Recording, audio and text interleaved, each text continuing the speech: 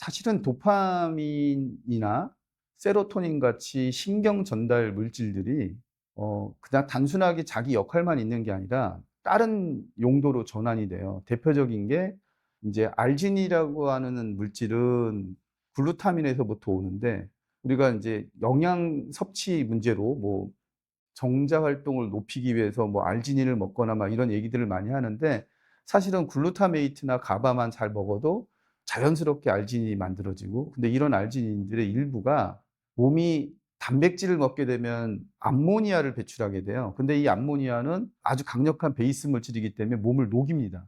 그래서 그거를 방어하기 위해서 요산이라고 하는 시스템으로 전환해 놓는데, 그때 알지닌하고 암모니아가 결합한 게 우리가 말하는 요산이에요.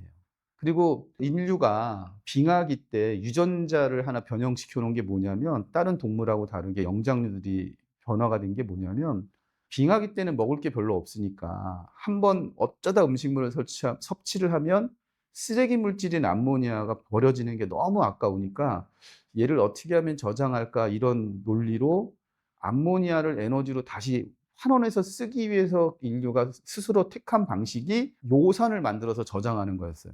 이거를 뭐랑 비교하실 수 있냐면, 새나 이런 애들은 먹자마자 배설을 합니다. 분해할 때 나온 암모니아를 버리는 거죠. 그래서 새똥이 차에 묻었을 때 계속 방치하면 도색이 벗겨진다는 얘기가 그런 얘기거든요. 근데 인류는 그 맹독성 물질조차 에너지원으로 바꾸려고 요산으로 저장했다. 그 요산을 에너지가 필요하면 다시 꺼집어내서 쓰기 때문에 피 속에다 항상 요산을 저장해 놓는 거죠. 그런데 과거에는 먹는 양이 지금처럼 풍족하지 않았기 때문에 큰 문제가 되지 않았었는데, 지금은 굶어 죽는 사람이 없이 다 음식물을 하루 3 끼를 잘 먹다 보니 그런 요산이 체내에서 쌓이고, 혈중에서 쌓이다 보면 얘네들이 너무 가깝게 붙어 있으면 요산끼리 바늘 모양으로 이렇게 결정이 형성돼요. 그 바늘 모양이 됐다고 생각해 보세요. 그게 피를 타고 돌다가 어떤 마디마디에 결합이 되면 빠지지 않을 거 아닙니까? 그때 염증을 일으키는 게 우리가 말하는 통풍 증상이에요. 그러다 보니까 다시 돌아가서 이 알지닌과 요산이 에너지로 바뀔 것이냐, 알지닌과 암모니아가 결합을 할 때 어떻게 결합하느냐에 따라서 병을 일으킬 수도 있고 에너지원으로 전환돼서 쓸 수가 있고 병을 예방할 수가 있는데, 그 과정에서 놀랍게도 알데하이드라고 하는 물질들이 다 화학 반응에 쓰여요. 그러다 보니까 알데하이드 분해 요소를 잘 적용하면 그런 알데하이드들이 쓸데없는 요산으로 가는 것들을 어느 정도 방어를 하고, 남아도는 물질은 에너지로 전환하는 데 도움을 줍니다.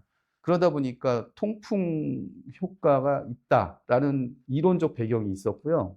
그 이론적 배경을 한양대 류마티스과하고 동물 실험을 해 보니, 실질적으로 지금 병원에 가서 제일 많이 쓰고 있는 알로프리놀이라고 하는 물질보다 저희께 성능이 월등하게 좋다는 걸 알아냈어요.